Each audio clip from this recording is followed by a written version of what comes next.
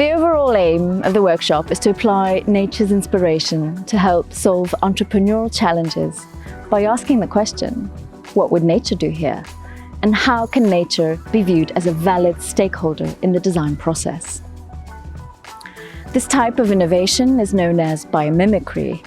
It's a field in which we look to nature's elegant solutions taken from over 3.8 billion years of research and development. Nature has already found solutions to many of the challenges that we are struggling with in this climate emergency.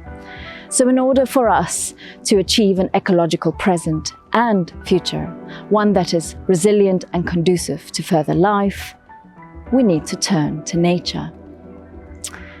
The workshop will offer new perspectives and innovative solutions of creating value, managing growth, and expanding knowledge in achieving sustainability that goes beyond conventional business practices and that is intricately tied to nature's mode of sustainability. Participants will develop a new way to view, value, and participate with nature, and how to apply the discoveries they learn from biology and natural sciences as a design model for sustainable solutions.